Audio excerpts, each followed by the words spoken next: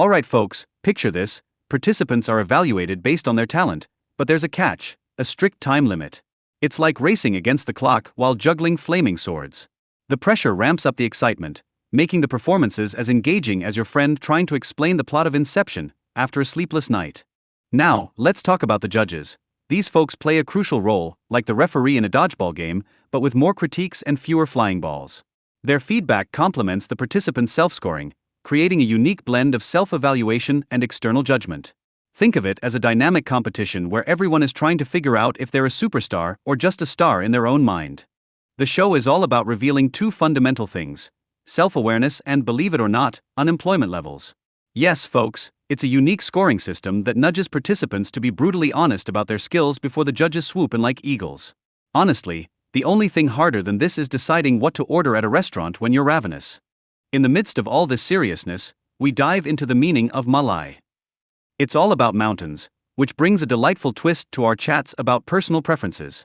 Suddenly, we're not just talking about how much we love our comfy couches. Oh no. We're shaping relationships based on whether we'd rather hike up a mountain or binge-watch shows on a beach, armed with a lifetime supply of sunscreen. And speaking of preferences, participants start sharing their travel tales, going head-to-head about whether they're team mountains or team beaches. This debate adds a whole new layer, much like trying to pick a Wi-Fi password that isn't too obvious or too ridiculous.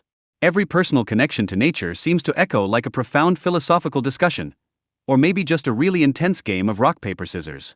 Of course, no great conversation is complete without some good old-fashioned humor, and boy, does it emerge through witty banter about opinions on mountains.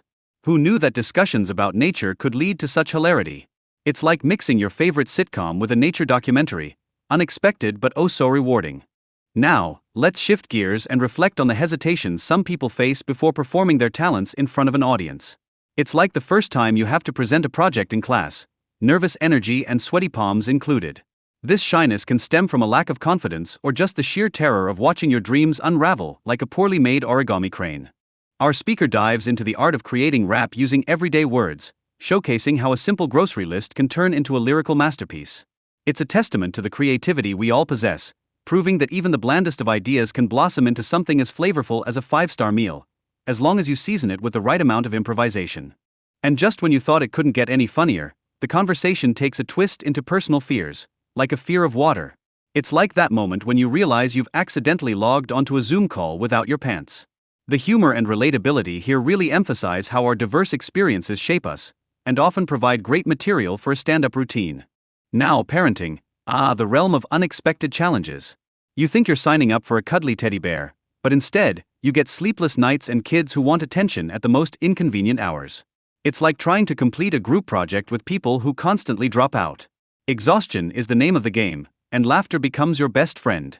The speaker hilariously contrasts motherhood and fatherhood, suggesting that societal expectations are as different as cats and dogs.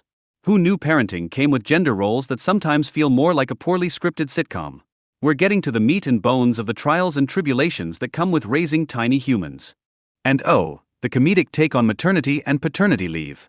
It's like comparing a 5-course meal to a fast food drive-through experience.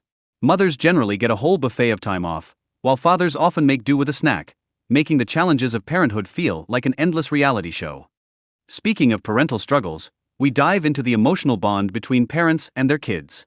It's a roller coaster of needs and wants that can leave even the strongest of dads feeling a tad overwhelmed. This highlights the challenges of parenting, where expressing yourself can sometimes feel as tricky as trying to assemble IKEA furniture without the instructions.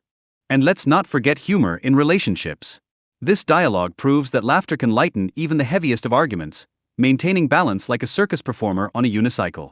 It's vital for keeping the spark alive, even when you're debating who left the socks on the floor for the 3rd time this week. Oh, and here comes postpartum anxiety, reminding us of the emotional complexities of parenting. It's like trying to find your way in a maze while blindfolded.